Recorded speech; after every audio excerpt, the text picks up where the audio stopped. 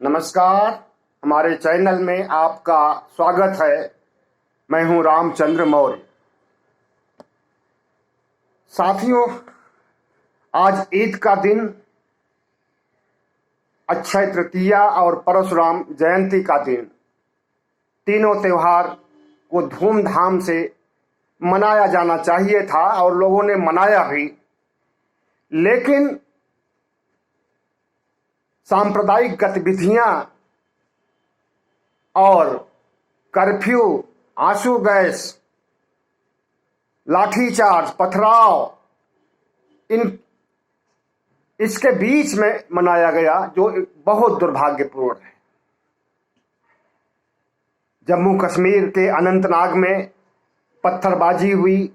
ईद का नमाज अदा करके जैसे ही मुस्लिम लोग बाहर निकले मस्जिद से, एक समुदाय विशेष के लोग पत्थरबाजी से स्वागत किया। कौन लोग हो सकते हैं जो नमाजी मुस्लिमों पर पत्थर फेंकने वाले? अच्छी तरह पता है, सबको पता है कि हिंदू मुसलमान के और मुसलमान हिंदू के पीछे पड़े रहते हैं और उन्हें मौके की तलाश होती है कि कब एक दूसरे को नीचा दिखाने के लिए और एक दूसरे के धर्म को नीचा दिखाने के लिए कौन कौन सा प्रयास किया जाए। इसके लिए दोनों संप्रदाय के लोग जिम्मेदार होते हैं, सिर्फ एक ही संप्रदाय के लोग नहीं। लेकिन जहां पर मुस्लिम समुदाय ज्यादा है और हिंदुओं की आबादी कम है, जम्मू कश्मीर में जिस तरह से, वहां पर अगर हिंदू समुदाय के लोग नमाजियों पर पत्थरबाजी करते हैं और वही नमाजी इकट्ठा होकर के अगर हिंदुओं को पत्थर फेंकने वाले शरारती तत्वों को सबक सिखाएं, तो क्या दंगे नहीं भड़क सकते? भड़क सकते हैं। लेकिन इन चीजों पर सरकार की निगाह नहीं होती है। सरकार को तो हिंदू मुस्लिम करके ध्रुवीकरण करना होता है और अपनी जीत सुनिश्चित करनी होती है चुनाव के लिए। चुनाव नहीं भी होते हैं तब भी सांप्रदायिक ध्रुवीकरण किया जाता है ताकि आने वाले चुनाव में उसे फायदा मिल सके। तो साथियों, आज का दिन त्योहारों के लिहाज से तो महत्वपूर्ण था ही, लेकिन दंगे, सांप्रदायिक दंगे, लाठीचार्ज, पथराव और गोली चलाने की बातें भी बहुत देखने में आई हैं। जोधपुर में कल रात से ही, या यूं कहें परसों से ही, तनाव बना हुआ है। दो संप्रदाय के लोग एक दूसरे के को नीचा दिखाने के लिए झंडे फहराने, अपने धर्म के झंडे लगाने, लाउड स्पीकर के लिए ऐसी स्थिति उत्पन्न कर दिए हैं कि वहां पर इंटरनेट भी बंद हो गया है। अफवाह फैल सकती है और बड़े पैमाने पर दंगे का विस्तार हो सकता है, इसलिए इंटरनेट बंद करना सही है। आंसू गैस के गोले भी छोड़े गए, लाठीचार्ज भी हुई, पथराव भी हुआ, लोग घायल भी हुए, पुलिस वाले भी घायल हुए। तो आज का दिन, त्योहार का दिन, ईद का दिन, दूसरे त्योहारों का दिन, अगर ऐसी घटनाएं होती हैं और सरकार उस पर काबू नहीं पा पाती है तो इसे क्या कहा जाएगा? खरगोन में, मध्य प्रदेश के खरगोन में रामनवमी से ही शुरुआत हुई है सांप्रदायिक दंगों की, हिंसा की, आगजनी की, तोड़फोड़ की, और अभी थमा नहीं है। 22 दिन हो गए, अभी वहां पर कर्फ्यू लगा हुआ है और कर्फ्यू के बीच में मुसलमानों को ईद की नमाज अदा करने की भी छूट नहीं दी गई। अगर इसी तरह से खरगोन में स्थिति बनी रही तो उसका असर आसपास के क्षेत्रों पर क्या पड़ेगा, कैसे पड़ेगा? दंगे जब भड़कते हैं तो दंगे भड़काने वाले और दंगाई सिर्फ उसी क्षेत्र तक सीमित नहीं रह जाते हैं, बल्कि उनके धर्म का जुनून, उनके धर्म का नशा चारों तरफ फैलने लगता है और वो एक बड़ा आकार ले लेता है। तो इस तरह से पूरे देश में आज अफरा तफरी का माहौल रहा। ईद की नमाज में खलल डालने की कोशिश की गई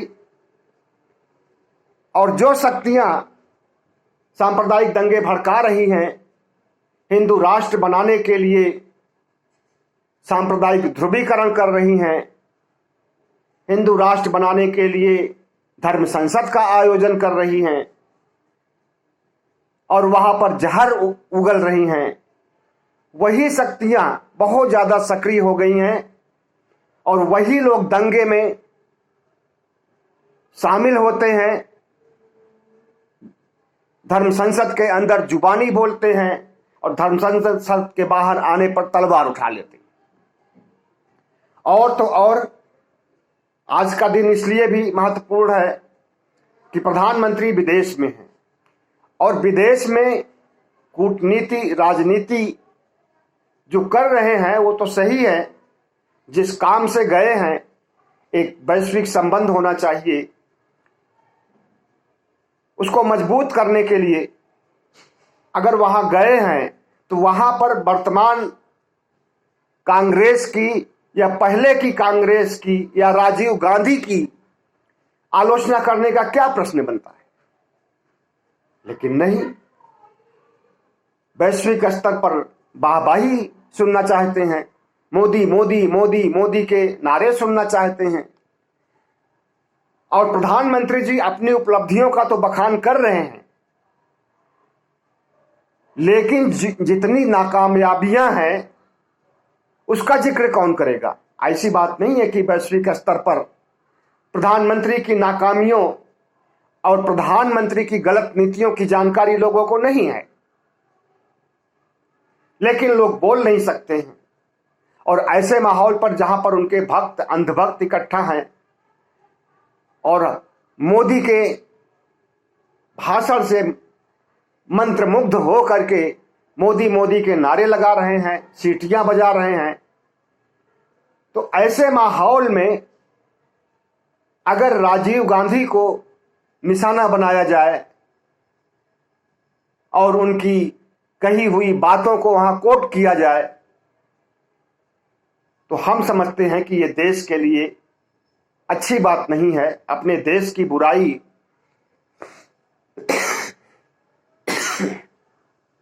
दूसरे देशों में जाकर के करना सभ्य लोकतंत्र की पहचान में शामिल नहीं हो सकता है।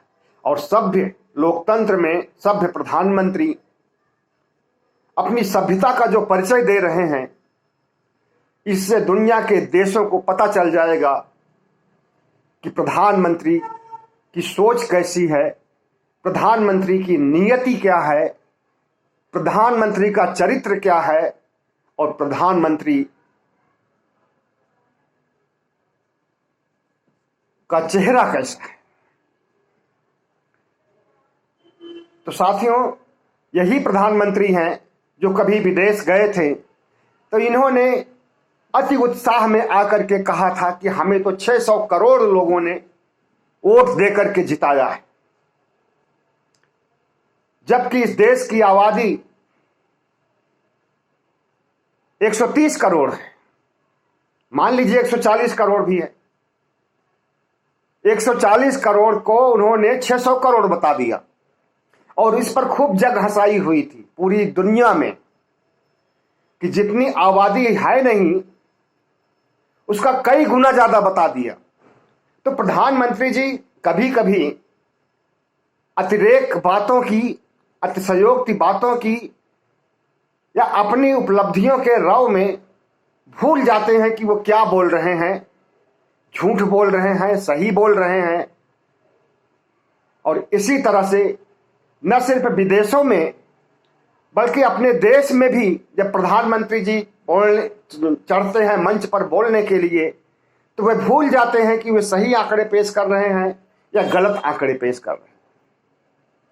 और जिस देश में प्रधानमंत्री की डिग्री दिखाई जाती हो कि प्रधानमंत्री बीए भी पास हैं और एमए भी पास हैं, पॉलिटिकल साइंस में इन्होंने एमए किया है,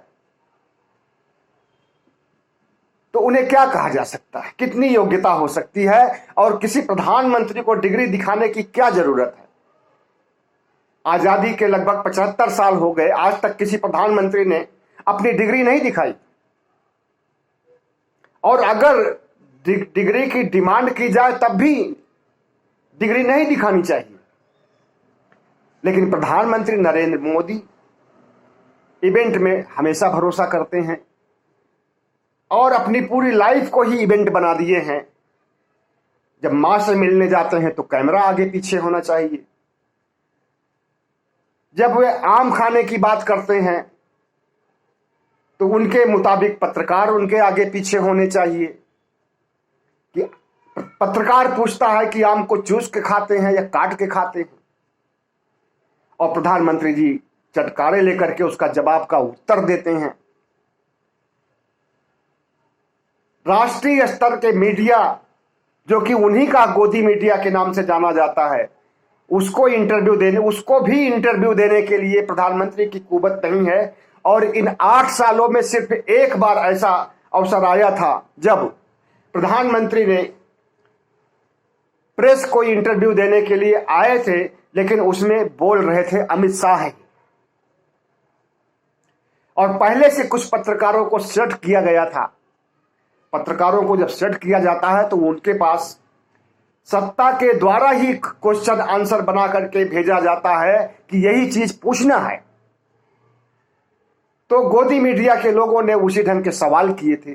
उसके बाद एक साक्षात्कार के बाद आज तक कोई ऐसा साक्षात्कार नहीं हुआ जिसमें कि प्रधानमंत्री एक पत्रकार को बताएं कि उनकी नीतियां क्या हैं और उनकी उपलब्धियां क्या हैं और देश में शासन करने के दौरान उनका अनुभव कैसा है। प्रधानमंत्री जी मीडिया से बचते हैं। प्रधानमंत्री जी बुद्धिजीवियों के सवाल से, पत्रकारों, विश्लेषकों की जवाब से बचते हैं। और इसके खिलाफ आप ये समझिए कि हर महीने लगभग 20 से 25 यूट्यूब चैनल बंद किए जाते हैं, और वो चैनल जो प्रधानमंत्री से सवाल पूछते हैं। तो मीडिया, जो कि लोकतंत्र का चौथा स्तंभ है, उससे प्रधानमंत्री कितना बचते हैं और उसे किस तरह से उन्होंने खरीद लिया है। और जब प्रधानमंत्री जी विदेश जा रहे थे तो यहाँ का गोदी मीडिया बहुत उछल उछल करके बता रहा था कि अब तो प्रधानमंत्री जी जा रहे हैं और रूस और यूक्रेन का युद्ध बंद करा करके ही लौटेंगे, और देश में कोई भी समस्या नहीं रह जाएगी क्योंकि प्रधानमंत्री जी डील करने जा रहे हैं बहुत बड़े बड़े देशों से, और वहां के उद्योगपति भारत आकर के भारत का कायाकल्प कर देंगे। कितनी डील हुई, कितने उद्योगपति यहां आने के लिए तैयार हुए, कुछ भी नहीं पता है। और रूस का यूक्रेन का युद्ध आज से नहीं 2 महीने पहले से चल रहा है, और कब तक चलेगा इसकी जानकारी किसी को नहीं है। और प्रधानमंत्री की ऐसी स्थिति है कि उसके युद्ध के मामले में न तो वे रूस को भी संतुष्ट कर पा रहे हैं और न अमेरिका को। अमेरिका समझता है कि नरेंद्र मोदी रूस के पक्ष में है, और रूस समझता है कि नरेंद्र मोदी अमेरिका के पक्ष में है। तो दोनों ध्रुवों के बीच में पिस रहे हैं। और चीन तो बहुत पहले से भारत पर नजरें गड़ाए हुए है और भारत के साथ व्यापार भी कर रहा है, भारत का दुश्मन भी है, भारत का मित्र भी है। तो ये है हमारे प्रधानमंत्री जी की विदेश नीति। और चीन ने जो गतिविधियां की हैं उसके बारे में लोगों को जानकारी नहीं दी जाती है कि उसने एक बहुत बड़ा भूभाग भारत का जहां पर गांव बसा लिया है, हमारी सीमा में आकर के कोई गांव बसा ले और उसके बाद सरकार चुप रहे, मीडिया चुप रहे, बहुत ही दुर्भाग्यपूर्ण है। लेकिन प्रधानमंत्री जी जब अपनी उपलब्धियों का बखान करने लगते हैं तो भूल जाते हैं कि जीडीपी माइनस में, कोरोना से लाखों मौतें, महंगाई की वजह से हाहाकार, सभी वर्ग के लोग त्रस्त हैं महंगाई से। लेकिन जो गरीब तबका है वो ज्यादा त्रस्त है, बेरोजगारी से त्रस्त है।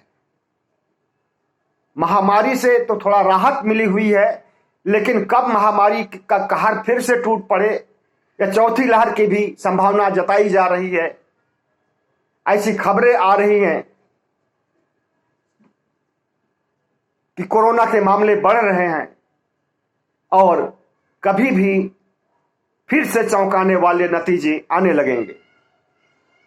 तो इन सब महामारी या समस्याओं से निपटने के बजाय अगर कोई प्रधानमंत्री अपने पूर्ववर्ती सरकारों को लेकर के या पूर्ववर्ती प्रधानमंत्री को लेकर के चरित्र हनन करने की कोशिश करे, उसे नीचा दिखाने की कोशिश करे और इस देश के निर्माता, भारत के निर्माता नेहरू जी को लेकर के आए दिन प्रधानमंत्री के बयान आते रहते हैं। सरदार पटेल के प्रति तो बहुत अनुराग है, बहुत प्यार है हमारे प्रधानमंत्री जी को, लेकिन जिसने देश का निर्माण किया, जिसने पीएसयू बनाए, जिसने सरकारी कंपनियां बनाई और जिसने बड़े बड़े संस्थानों की आधारशिला रखी, उस प्रधानमंत्री को आज के प्रधानमंत्री जिस तरह से गैर जिम्मेदाराना बयान दे करके अपनी हद पिटाते हैं और विदेशों में जाकर के भी इस तरह की उल जलूल की हरकतें करते हैं, बहुत दुर्भाग्यपूर्ण है। हमें सोचना चाहिए कि जिस प्रधानमंत्री को मैंने दो बार प्रधानमंत्री बनाया, नरेंद्र मोदी की बात हम कर रहे हैं, ये आरएसएस की पृष्ठभूमि से आए हुए हैं, एक प्रचारक रहे हैं, गली मोहल्ले में घूमते रहे हैं और प्रधानमंत्री जी का तो कहना है कि भीख मांग करके खाए हैं और उन्हें समाज का, राष्ट्र का, गरीबी का, हर चीज का अनुभव है, भिखारियों का, चाय बनाने वालों का, हर चीज का अनुभव है। तो इस तरह से अगर कोई अनुभवी प्रधानमंत्री जिसे देश की बागडोर सौंपी गई है, अगर वो देश को बेचने का काम शुरू कर दे तो इसे आप क्या कहेंगे? सांप्रदायिक दंगे भड़काने का काम करवाए और मूक सहमति दे, सांप्रदायिकता फैलाने वालों, दंगेबाजों, दंगाइयों, बलवाइयों को अगर प्रश्रय दिया जाए, उनके ऊपर कोई कार्रवाई नहीं की जाए, तो ऐसे प्रधानमंत्री को आप क्या कहेंगे? अगर हमारा प्रधानमंत्री देश बेचने के साथ साथ विपक्ष का चरित्र हनन करे और वो भी झूठे आरोप लगा करके, झूठे आंकड़े पेश करके, तो इसे आप क्या कहेंगे? इसे प्रधानमंत्री की योग्यता कहेंगे या अयोग्यता कहेंगे या फिर प्रधानमंत्री की आरएसएस की सोच, जो आरएसएस की घटिया सोच है, उसका उद्योतक मानेंगे? साथियों, हमारा देश जिस रास्ते पर जा रहा है और जिस तरह से यहां पर अर्थव्यवस्था रसातल में चली गई है और जिस तरह से अर्थव्यवस्था से ज्यादा समाज की व्यवस्था दूषित हो गई है, हिंदू मुस्लिम के बीच, ऊंची जातियों नीची जातियों के बीच और पूरे समाज में जहर घोलने का काम किया गया है, यह एक स्वस्थ लोकतंत्र के लिए एक टिकाऊ लोकतंत्र के लिए, एक आदर्श लोकतंत्र के लिए और दुनिया के सबसे बड़े लोकतंत्र के लिए बहुत ही दुर्भाग्यपूर्ण है। और इस दुर्भाग्य को जन्म अगर कोई प्रधानमंत्री देता है, इस दुर्भाग्य को जन्म अगर कोई राजनीतिक पार्टी देती है, इस दुर्भाग्य को जन्म अगर कोई आरएसएस जैसा संगठन, कट्टरपंथी संगठन देता है, तो इस देश की जनता को, इस देश की जन समुदाय को ऐसी शक्तियों के बारे में सोचना चाहिए और इन्हें सत्ता से उखाड़ फेंकने के लिए पूरी कोशिश करनी चाहिए। जो प्रधानमंत्री इस देश के मुसलमानों को दोयम दर्जे का इंसान समझे और चुनाव के दौरान उसे 1% सीट न दी जाए और मुसलमानों के खिलाफ काम किया जाए, उसके बावजूद वो सबका साथ, सबका विकास की बात करे, तो इसे क्या कहेंगे? इसे तो गांव की भाषा में दोगलापन कहा जाता है। दोगला है हमारा प्रधानमंत्री। लेकिन जैसी भी स्थिति है, दोगले हैं, झूठे हैं, जुमलेबाज हैं, जैसे भी प्रधानमंत्री हैं, झेलना पड़ेगा 2 साल तक और। लेकिन इन 2 सालों में आपको किस स्तर तक ये प्रधानमंत्री पहुंचा देंगे, इसकी कल्पना आप नहीं कर सकते हैं। और जो शुरुआत इन्होंने CAA NRC ला करके किया था, किसानों के साथ जो सलूक किया था, मुसलमानों के साथ जो सलूक कर रहे हैं, उससे तो लगता है कि लोकतंत्र को इन्हीं 2 सालों में ये मटिया मेट कर देंगे और भारत की साझा संस्कृति को, भारत के संविधान को और भारत की संस्कृति को तहस नहस कर देंगे। साथियों, बहुत बहुत धन्यवाद। हमारे चैनल को सब्सक्राइब कीजिएगा, लाइक कीजिएगा और शेयर कीजिएगा।